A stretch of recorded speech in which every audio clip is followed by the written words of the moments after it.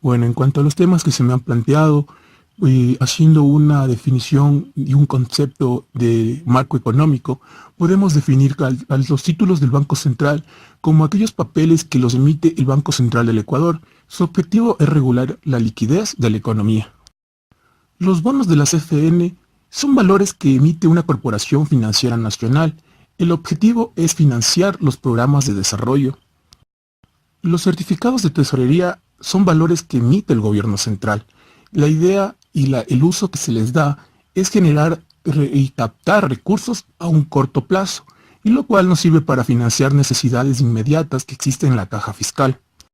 Los certificados de inversión son todos aquellos valores que emiten las compañías financieras o secciones de mandato o intermediación. Todas estas tienen que ser de tinte financiero. Su finalidad es captar los recursos. Las notas de crédito son valores nominativos, por medio de las cuales entidades como el Servicio de Rentas Internas reconocen que hay una existencia de un valor de dinero que es pagado indebidamente, o a veces se da por el exceso por el concepto de tributos. Estos valores nos sirven para pagar o compensar aquellas obligaciones tributarias. Los cupones son un valor que se emite, adherido o asociado a un valor de deuda, el cual es a largo plazo.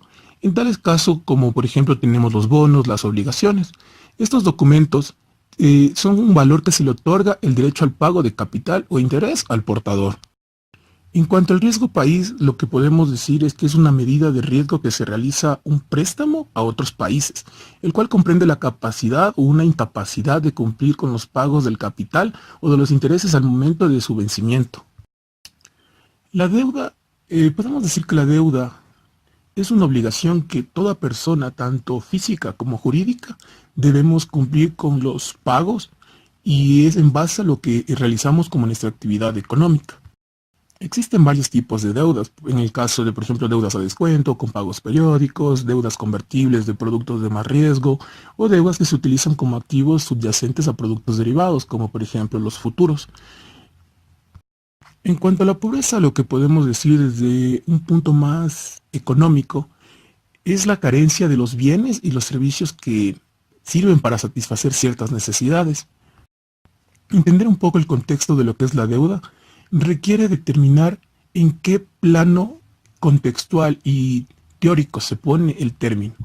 Sabemos bien que, por ejemplo, hablar de necesidades básicas no está en las mismas condiciones si las hablamos de manera personal a una persona jurídica o en el caso del Estado. Esto nos permite que en el caso de llevarlo al plan estatal, podemos compararlo con otros países, haciendo un recuento de la economía de un Estado con otro, muy diferente de querer establecer la pobreza interna. Muchos países reflejan una pobreza económica con un alto índice, pero cuando vamos al PIB nos damos cuenta que su deuda no es tan ancha o su margen no es tan diferencial a otros, lo que significa que no existe una deuda plena. Por lo que cabe indicar que en términos económicos, la pobreza es una definición que tiene que ser tomada muy en cuenta desde qué margen de estudio y análisis se está empleando, si desde la parte más micro o la parte más macro como es el Estado. En cuanto nos referimos al término de déficit fiscal, cabe entender que en primera parte hay que hacer una partición para entender lo que es un déficit y lo que es la parte fiscal. El déficit es todo aquel mal aprovechamiento de los recursos que un Estado hace. Un Estado presenta un déficit cuando éste ha empleado más dinero en las transacciones que el que ha recibido. Es decir, hay una mayor cantidad de egresos que de ingresos. En cuanto se refiere al término fiscal, podemos hacer referencia a todo aquello que el Estado posee de forma física. Complementando estos dos términos tenemos lo que es el déficit fiscal, que es algo que se denomina en el término económico como el fisco a deuda. Esto lo que nos refleja en términos económicos es cuando el Estado ha realizado un mal manejo de lo que es el dinero público. Por ende, trae consecuencias y muchas complicaciones económicas para todo el país. El déficit fiscal está presente cuando en el Estado todos los ingresos que recaudó, ya sea por impuestos u otras vías, no alcanzan para cubrir aquellas obligaciones o gastos que tiene el Estado ya determinado en su presupuesto. Por ende, tenemos a reflejarnos un déficit presupuestario, donde tenemos más gastos que ingresos. Cuando hablamos de la reducción del tamaño del Estado o la reducción del Estado, o como economía se conoce, la reducción del aparataje estatal, estamos haciendo una énfasis a la mínima participación del Estado en lo que se configura en la economía de un país, donde el gobierno deja aparte el mercado laboral y da paso para que las multinacionales inviertan en el Estado, dando así una libre circulación de capitales tanto internacionales como nacionales, pero en la banca privada. Serán ahora las empresas privadas quienes pongan las bases económicas y la forma y estructura de cómo se manejarán los mercados. Cabe recalcar que pasamos de una transición de un gobierno que prácticamente privatizó todos los sistemas financieros y económicos en el país, el cual buscaba a través de empresas nacionales poder generar estos ingresos al Estado, dejando de lado a la privatización y el ingreso de nuevas empresas que decidan invertir o inyectar capital a la nación. La participación del Estado en estos procesos económicos que ya vivimos trajeron consecuencias negativas. De primera parte, existe una muy poca participación de empresas internacionales actualmente en el Ecuador, a raíz que las muchas cláusulas que se exigía para poder invertir aquí, el exceso de precios y aranceles que se cobraba por la importación de productos, hacía que ninguna empresa internacional vea factible invertir en el Ecuador. Hablar de dar paso a que las empresas internacionales entren a un sistema económico y el Estado deje de participar, genera que exista mayor inversión extranjera y al mismo tiempo se generen más plazas de trabajo. Asimismo, aquellas empresas nacionales buscan por competir con estas empresas internacionales para una venta de productos que estén en el mismo margen de calidad y de acceso al público. Por ende, resulta un beneficio dejar que el Estado no intervenga en estas transacciones económicas. Pero asimismo, cuando hablamos de la reducción del tamaño del Estado, también se lo toma por la parte política, como todas aquellas medidas que el Estado toma para reducir su gasto y tener economías que no demuestren un déficit en el sistema económico actual.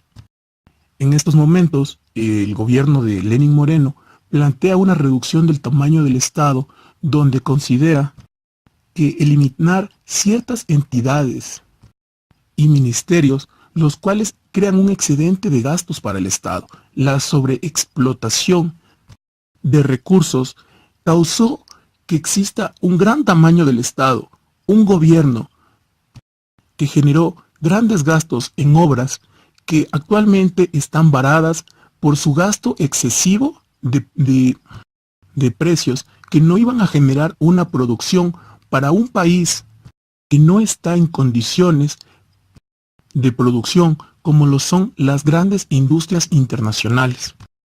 Por ende, tenemos estas dos líneas de lo que es la reducción del tamaño del Estado. Por una parte, la económica y por otro lado, las políticas fiscales que los gobiernos emplean. En cuanto a la inversión extranjera, como ya lo decíamos, es parte de este ciclo económico, donde la puja del Estado ser quien domina el mercado o la inversión que viene del exterior. Toda inversión extranjera son aquellas inversiones que realizan las grandes empresas que expanden sus economías a otras naciones o países donde creen que sus economías están en un punto de auge o crecimiento que les permita lucrarse de estas inversiones. Dichas empresas buscan internacionalizarse de cierto modo tomando en cuenta las consideraciones que un Estado les permite para ingresar a sus países. Como hablábamos en lo de la reducción del tamaño del Estado, muchos países optan por poner medidas que hacen que simplemente se frene el ingreso de estos capitales, lo que causa que para estas empresas no sean lugares apropiados para una inversión. Asimismo, podemos entender como una inversión extranjera cuando el Estado hace préstamos internacionales, a lo que en términos económicos conocemos como la inversión de cartera. Por concesión entendemos que es todo aquel otorgamiento del derecho de explotación que se le da a una empresa privada. Es el momento en el que el Estado cede su derecho de explotación de recursos a otras empresas que están en la capacidad tanto técnica y especializada para la extracción de dichos recursos, cuyas empresas deben pagar un valor por este préstamo de servicios que se les está dando. En el caso ecuatoriano, el hecho más común que podemos encontrar es el caso de la extracción petrolera. Como se sabe, existen empresas petroleras no ecuatorianas, como es el caso de Río Amazonas, ARB, entre otras, las cuales se dedican a extraer el recurso petrolero y la extracción de recursos minerales, en los cuales el Estado tiene muy poca participación. No obstante, no deja un ente regulador que esté atrás de dichas empresas, como es el caso de Petroecuador, que es la empresa que actualmente cubre la mayor parte del sistema petrolero del país, quien se encarga de contratar empresas extranjeras para que se dediquen al proceso de extracción y procesamiento de estos recursos. Los créditos son todos aquellos contratos que una entidad financiera pone a disposición de otra entidad, ya sea esta de manera individual como es un cliente, o en el caso del Estado cuando otra nación genera un crédito a otro Estado, el cual deberá devolver con intereses y según los plazos que lleguen a pactarse. Estos créditos, a diferencia de lo que es un préstamo, no necesariamente tienen una finalidad. Un Estado realiza un crédito cuando necesita cubrir ciertas necesidades o la construcción de algún proyecto, pero este no necesariamente es justificado a la hora de solicitar el crédito. Simplemente es una medida que el Estado toma para recaudar dinero que necesita para poder realizar en alguna determinada función económica, sea para pagos o en el financiamiento de alguna obra. Los aranceles son impuestos indirectos que el Estado le pone a los bienes de importación. Esto tiene una finalidad que por un lado es proteger a los bienes nacionales y por el otro servir como una fuente de ingresos para el Estado. Como bien se sabe, en el caso del Ecuador existen aranceles que se le pone a todo aquel producto no nacional que proviene del extranjero y tiene que entrar por aduanas. Dichos aranceles tienen que estar establecidos en la ley. En el caso del Ecuador, vivimos el proceso de las salvaguardias, que fue una medida que el Estado tomó como protección a los bienes que se importaban desde el extranjero. Asimismo, el Estado se protegía internamente en su economía, generando que empresas nacionales empiecen a producir mayores productos que entraban de importación, aumentando los costos de los bienes de importación. Esta puede ser una medida de arancel. Como cuota de importación se entiende que es una barrera no arancelaria en la cual se restringe el comercio de importación a través de restricciones en un lapso de tiempo donde un país no puede importar productos.